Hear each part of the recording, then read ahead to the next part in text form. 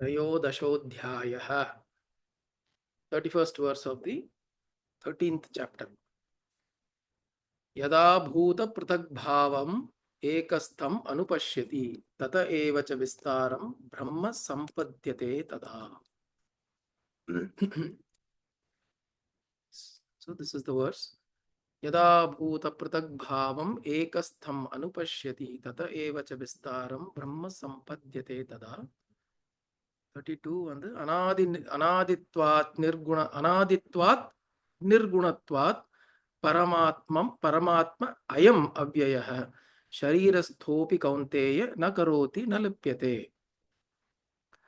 यथा सर्वगतं सौक्ष्म्यात् आकाशं नोपलिप्यते सर्वत्रावस्थितो देहे तथात्मा नोपलिप्यते यथा प्रकाशयत्येकः कृत्स्नं लोकम् इमं रविः क्षेत्रं क्षेत्री तथा कृत्स्नं प्रकाशयति भारत क्षेत्र क्षेत्रज्ञयोरेवम् अंतरं ज्ञानचक्षुषा भूत प्रकृति मोक्षं च ये विदुर्यान्ति ते परम्.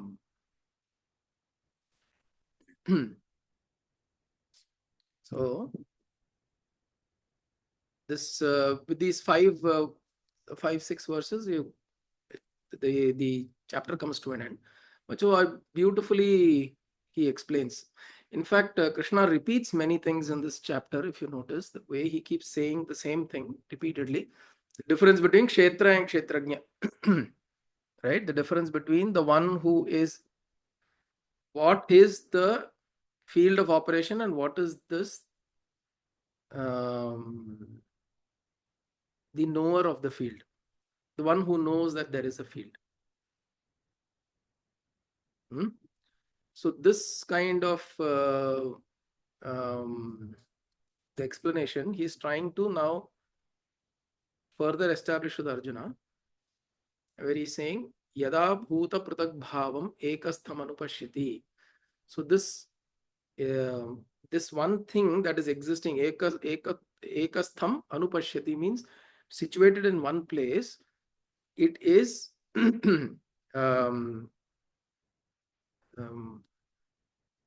it is available in everything.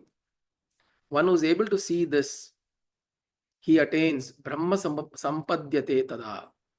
So one who is able to see that all of this that has been created is of the same nature of things.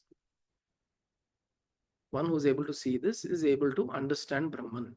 And the next one he says, Anaditvat Nirgunatvat Paramatma Ayam Avyayah.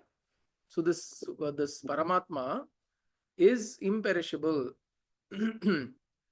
Avyayah. It is without a beginning, Anadi. It is Nirgunatvat, which is there is no guna. It is devoid of any qualities. And although it is situated in the body, Sharirasthopi Kaunteya na karoti na lipyate. It is not tainted by the body. By being in the body, it is not tainted by the body.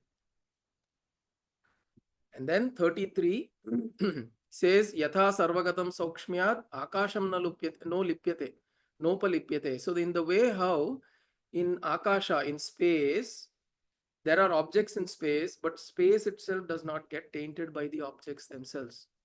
You can have a dirty object, you can have a good object, you can have a fragrant object, you can have a not so good smelling object, you can have fire, you can have water, you can have all of that in space. But space itself does not get impacted by that. In the same way, sarvatravasthito dehe tathatma nopalipyate. This thing being situated everywhere in the body, that itself does not get impacted by the body.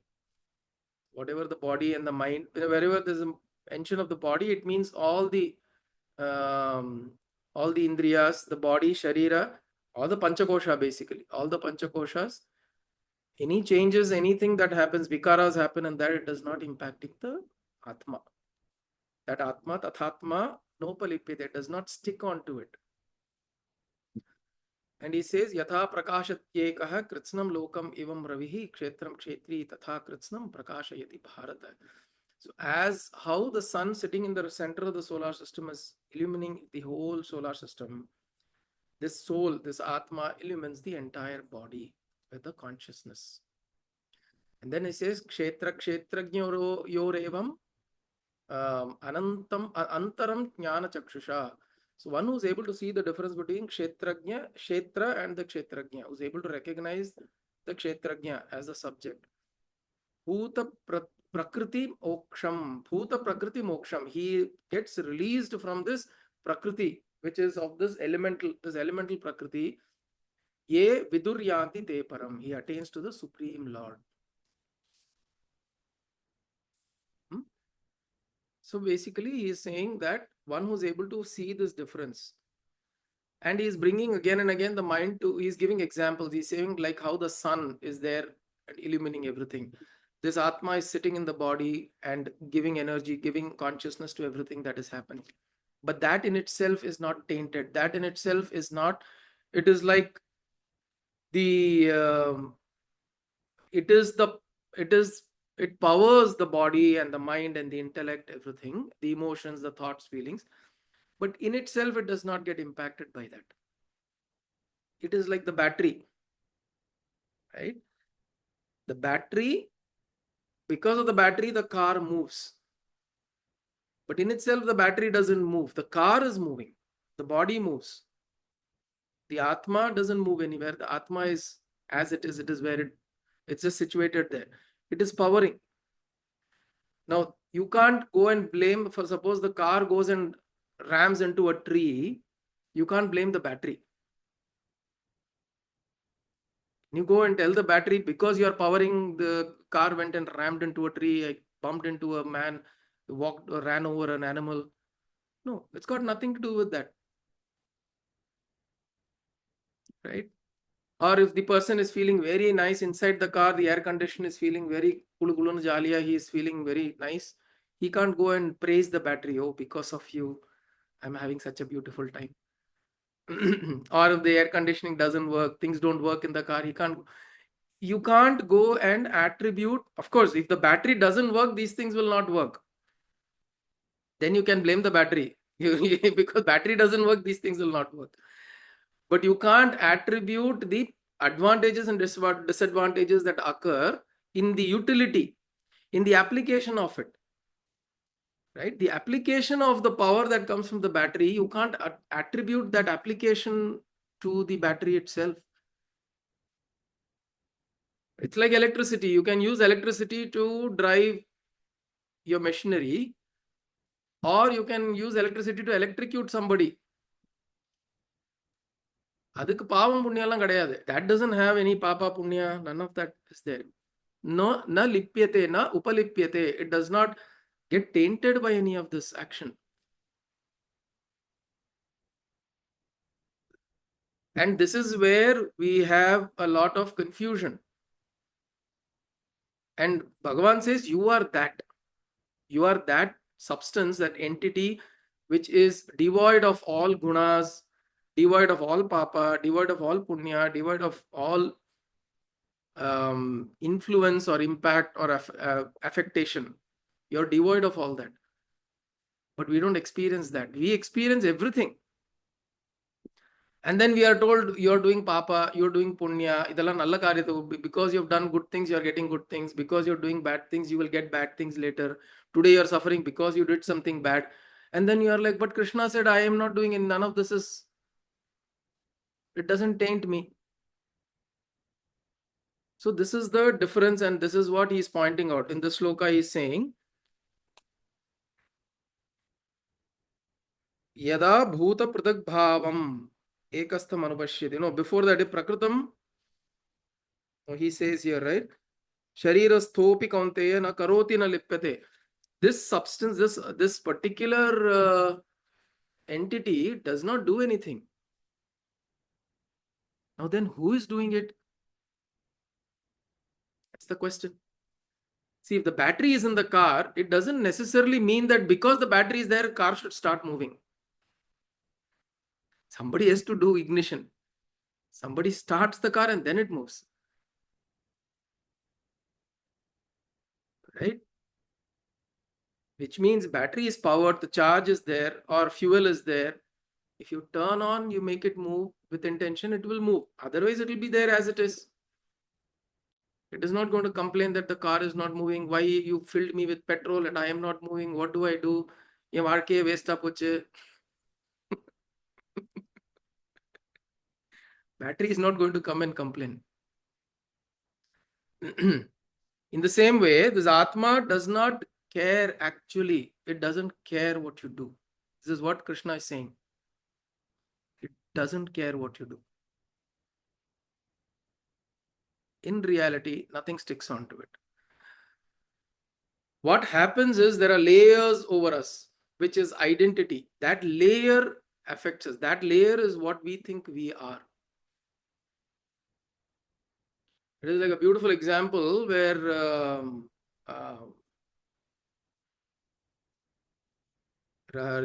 King Janaka had this experience in the dream. He became he is a king. He was a great king, and he ruled well, and he had loyal subjects, and he had a lot of money, wealth, prosperity, everything was good. Suddenly he had a dream that enemies came, they attacked him, there was a war, battle, and then they took away all the wealth, and he ran away for his life, and he became a pauper, and he ran to some other kingdom. He saw this dream, and when he got up, he was completely disturbed by it, so badly disturbed that he thought that he has actually become a pauper. And then he asks, Yajnavalkya comes to the court that day. Rishi Yajnavalkya comes, and then he asks him, what is this? Am I the pauper that I saw in the dream? It felt so real, or am I this king? Then Yajnavalkya says, you are neither. What you dreamt as a pauper, that is a dream. Now you're dreaming that you're a king. This is also a dream. He says, you are that which remains in both, which was there as a sakshi in both. Now you're seeing yourself, I'm a king. That time you saw yourself as a pauper. You became you were thrown out of the kingdom and you ran out and you were a pauper. There is something that saw both of them. That is you. So he reminds him that way. That way Krishna is saying, you are that which is observing all of this. It is observing your papa, it is observing your punya, it is observing your suffering, it is observing your happiness, your joy, your ecstasy, your misery, everything it is observing. But in itself, it is not bothered. It is not bothered really. It is very disheartening to think, yo.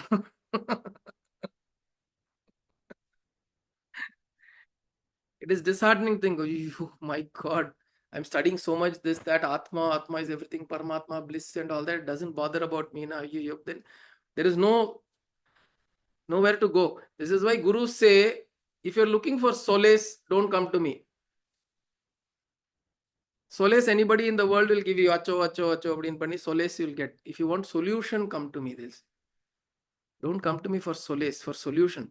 What is the solution? To look inward, to look at the truth, to look at that which you truly are. Because the moment you look at that, all of these sufferings that are there will become a non-suffering. It is not that suffering will go away. It will not be that suddenly your hand that is sprained here and now I'm realized the hand sprain should go away. Sprain will be there. But sprain will be a sprain. It will not be a pain in your head. A sprain will be a sprain in the arm. It will not be a pain in your head. It will not become suffering in you. So he says that difference is there. So notice that difference. And this we can all notice. We can all perceive this. Just the way how Surya, the sun, activates and energizes and illuminates everything. But yet in itself, see, think about it. If Earth vanishes off into space, does sun bother? Really think about it. Will sun care? But sun is sustaining us today. Every day you are chanting Aditya Hridayam, and that same Surya Bhagavan comes and says, I don't care what happens to your earth.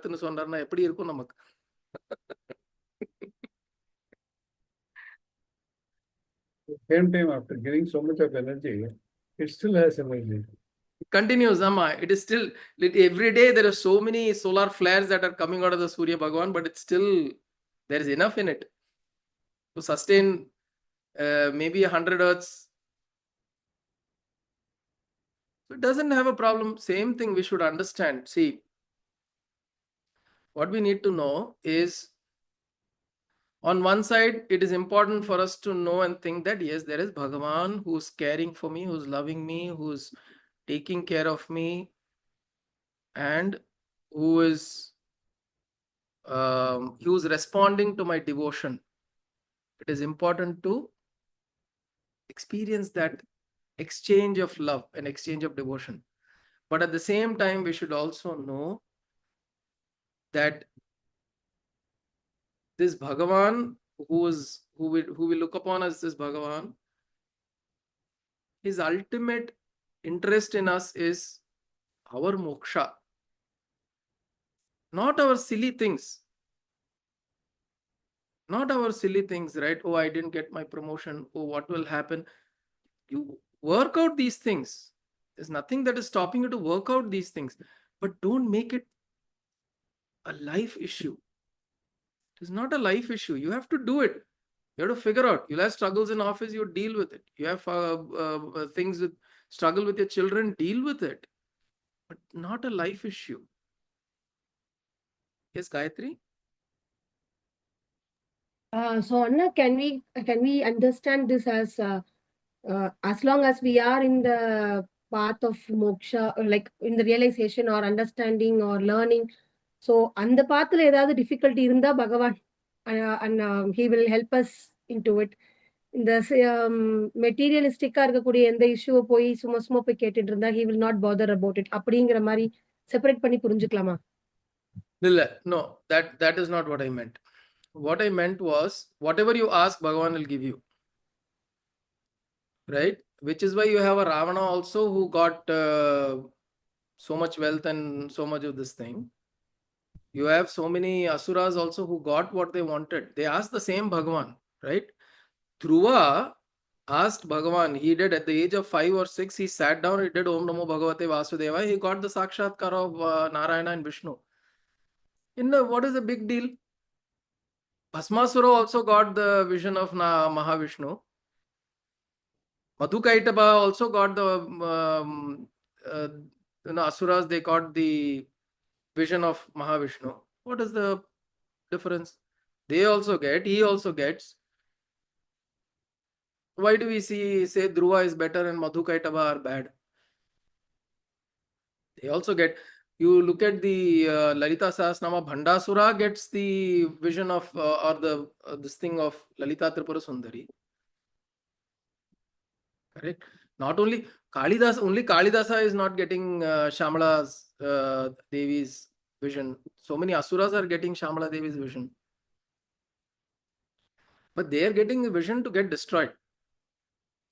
He's getting a vision to dissolve. Do you want to be destroyed or dissolve? This is the question. Do you want to be destroyed or do you want to dissolve? The intention with which you are going is what is going to come as reciprocation. Whatever you ask Bhagavan, they'll give. Whether you ask material, you ask spiritual. Bhoga moksha daini.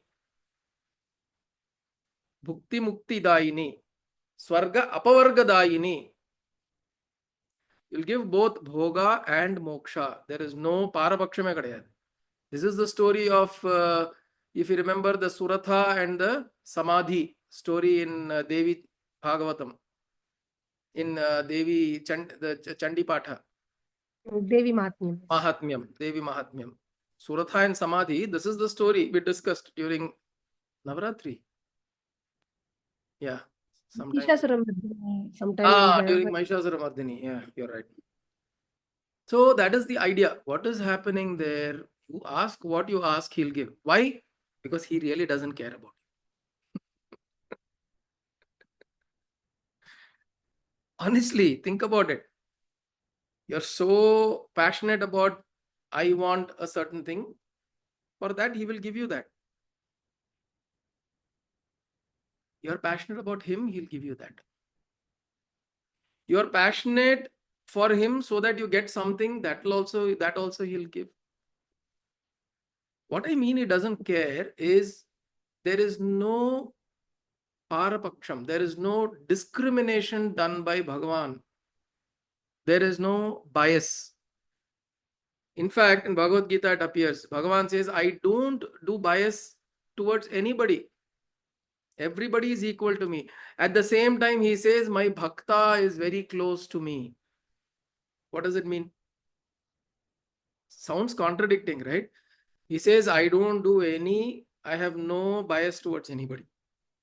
And then at the same time, he says, my bhakta is very close to me, or I'm very close to my bhakta. I heard this very beautiful example somewhere. There is Agni, and you're feeling very cold.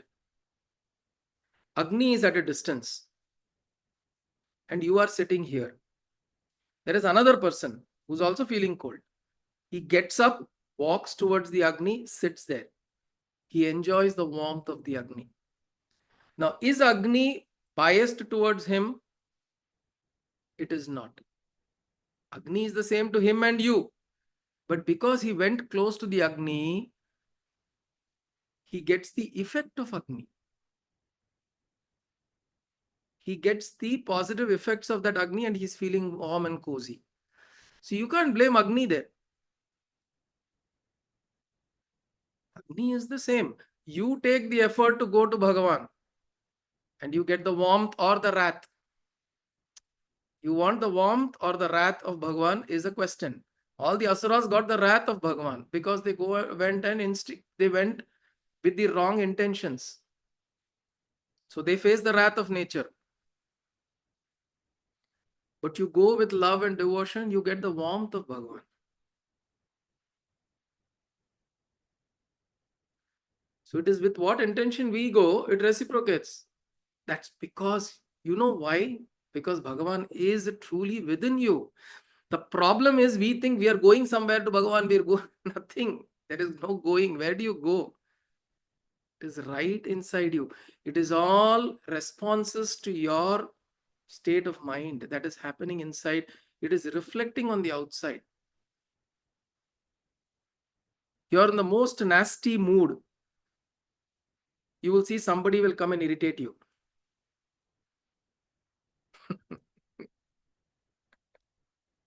So you'll be like, இப்பதான் உனக்கு time கிடைச்சதா? Correct. You have invited that.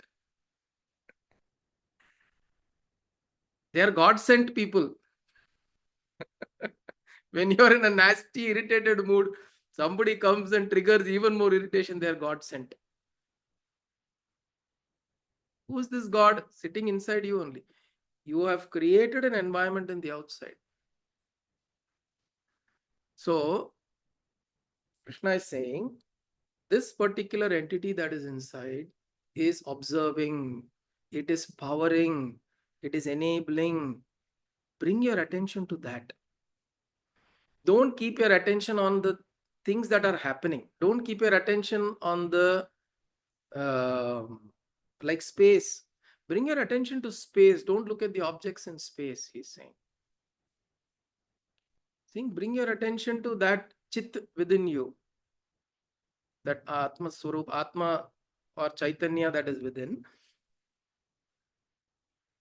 And when you continuously bring your attention to that, then you know everything on the outside is something or the other that's happening. It will keep happening. It will keep happening. There is no end to it.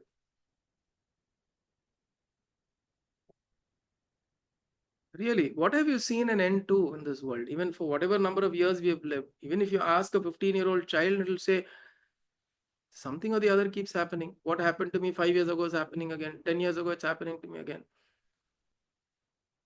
The Kalathala, 5-year-old, 9-year-old children are coming and saying that when I was a child. And you wonder, what are you now? என்னோட சின்ன வயசுல அப்படிம்பா.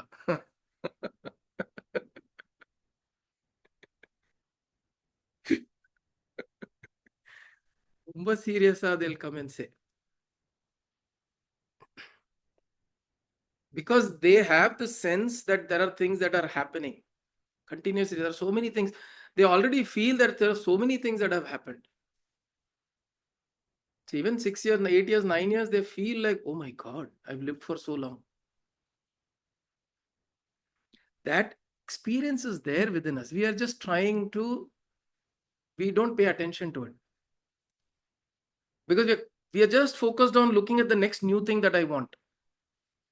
The next new thing I want, the next thing that I want, the next thing that is going to give me joy, give me happiness.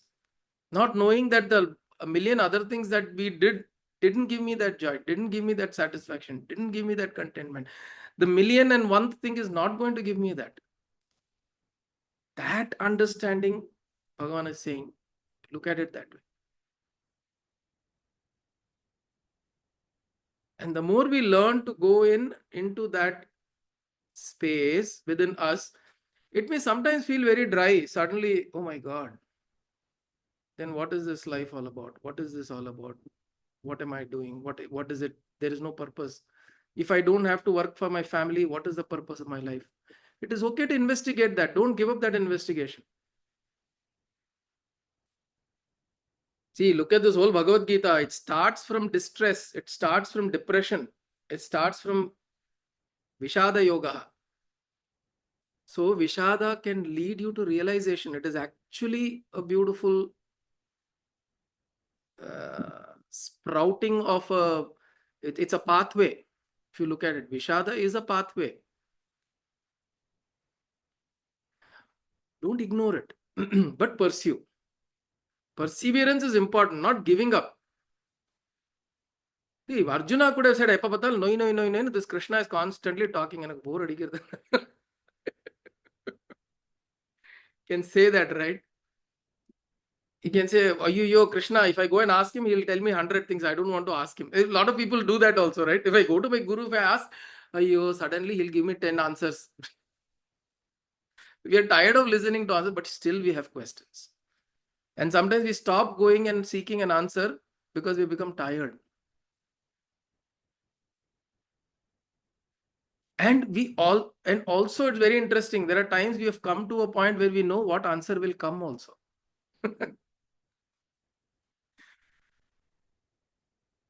When suffering, you go to ask somebody, what will they say?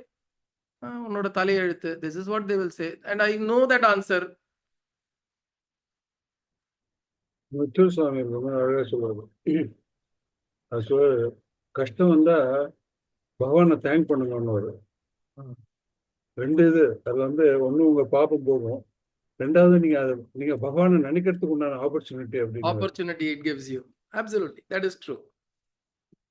So now the point is, when we say, correct, Kunti said the same thing. So the point is that one is to say that, yes, there is this thing within me, this entity, this Atma, which I bring my attention to.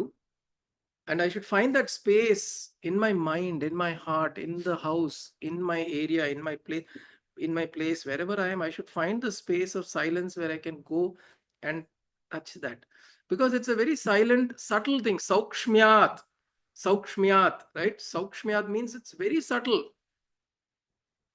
It will not stand up and proclaim itself at all. Because it has no need. It has no need. It is ati saukshmyam. The ati sukshmam, the most subtlest thing, because that's what I said, it doesn't care. You suffering, you joyfully jumping around, you jumping off a cliff, or you're doing whatever bungee jumping, or you're enjoying, doesn't care really.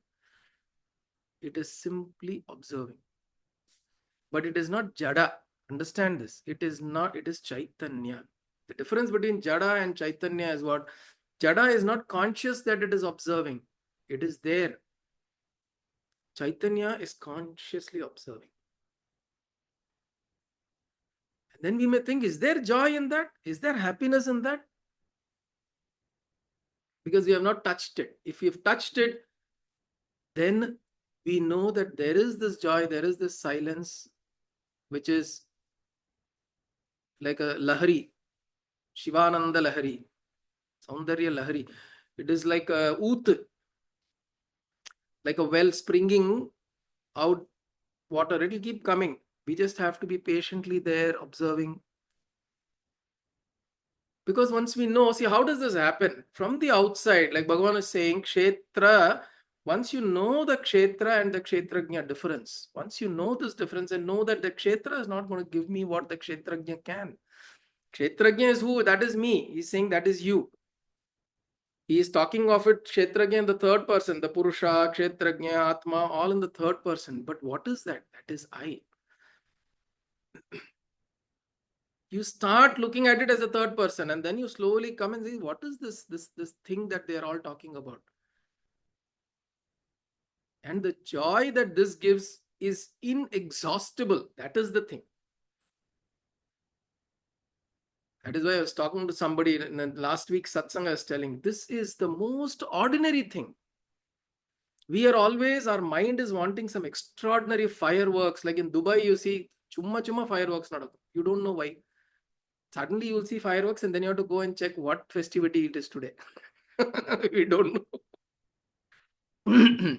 This is their way of keeping jubilance and, everybody joyful and all that. So we're always expecting some fireworks. Oh, this is the most ordinary thing. But we are not satisfied with the ordinary. We want drama. But we want drama at our own. We want to be the script writer. We want to be the actor. We want to be like T. Rajendran. Those who know T. Rajendran, he'll be the director, the actor, the script writer, the lyricist, the song, the music director. Audience நம்ம மட்டும் இருந்தாரு. Audience also. So, Tripura Rasya, I've heard most ordinary vibration. Correct. It is the most, which is why it's called Saukshmyam, the most subtlest vibration, the subtlest ordinary existence that is, or the most ordinary thing this is, which is why it may seem boring, may feel boring, because we are always wanting fanfare. And with fanfare, it's not a bad thing, but then also deal with what comes with it, no? Adu venda. I'll keep patasu, but if there is a flare comes and hits my skin, oh, yo, what happened? Oh, yo, Deepavali, adache. What wrong did I do? I have to go put bandage and all of that. With fanfare, we create a whole drama also that comes along. Wanting to get beaten between the two, that's also a fine thing. But know that and this is what I've told. There are masters who come, who've understood it all, and they come for the fanfare. They come just to enjoy this. They come to enjoy. That's also a beautiful state to be in. Doesn't mean everybody like a Buddha has to sit under a tree. And again, by the way, don't think that Buddha always sat under a tree. Okay, this is just an image that they've created because he lived for 40 years. He taught for 40 years. He lived 80 years. He taught for 40 years. At the age of 35, 37, he got enlightenment. He lived till up until 80, which means about 40 years he taught. He did so many things. So many things he went about. He walked, spoke, this, that, and other. It's not that he was always sitting under a tree like that, right? They're all fantastic images, and we try to create that, and we say that is not moksha. That is not what Bhagavan is talking about. He is telling this right in the middle of the battlefield. Understand this. Right in the middle of the battlefield. He says, recognize that sukshma, ati sukshmam vastu that is within you. Know that Purusha is the one that is manifesting and powering everything. So you know that is there and everything is happening from there and I am not impacted. These are things that I have to do, I am doing. We go into that kind of, otherwise Krishna would have sat in the chariot and started meditating. That has not happened, no? If he didn't get my message right, oh, ivlo solra illa seri, okkanna dhyanam pandra. Krishna, Pandele or he'll hit him on the head saying, you didn't get it. But Arjuna got it. Obviously, he got the message right. So he didn't do. This is what we need to understand. That spirituality or whatever we're pursuing has to be integrated into life in the most beautiful way. Integration is Bhagavad Gita. Bhagavad Gita, otherwise, it won't be called the major text of the Hindus or the most, the text that has Bhagavad Upanishatsu, Brahma Vidyayam, Yoga Shastre, all of that inside. This is what he is talking about. So all of this is packed into this, saying why, and this is happening right in the battlefield, means you are in the battlefield of life, you integrate all of this knowledge and live beautifully, live joyfully. Right?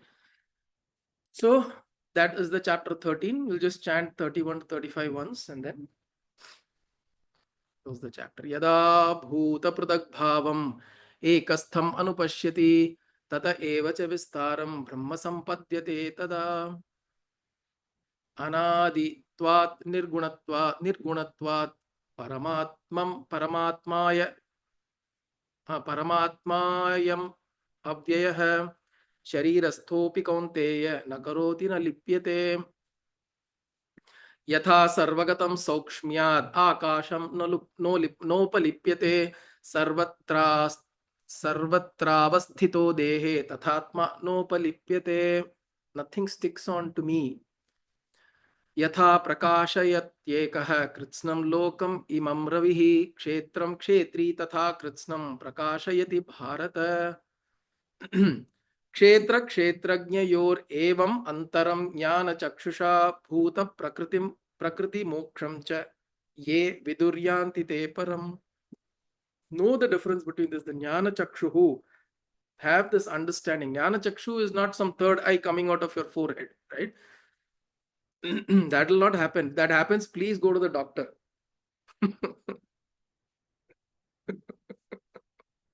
Don't get excited that you're getting a third eye on your forehead. Jnana chakshu is essentially knowing that difference between kshetra and kshetrajna, the field of operation, and the one who is observing all of this, the kshetrajna, and I am the kshetrajna, and all of this is happening in my field. And if you want to think of yourself in the lap of Bhagavan Krishna, in the lap of Devi, you're being with them, it's all right. They are there with you, but all their focus is to moksha, to give you moksham from prakriti, bhuta prakriti moksham. This is what they are looking for, right? Nothing else. Okay. So,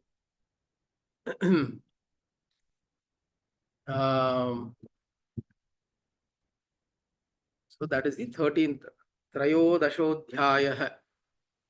Kshetra kshetrajna vibhaga yogah nama Trayodashodhyayah. Om kayena vacha manasendriyerva buddhyatmana va prakrite svabhavat karomi yatyat sakalam parasmai narayanaayeti samarpayami सदाशिवायेति समर्पयामि जगदम्बिकेति समर्पयामि सद्गुरुनाथायेति समर्पयामि हरि ओम सद्गुरुभ्यो नमः.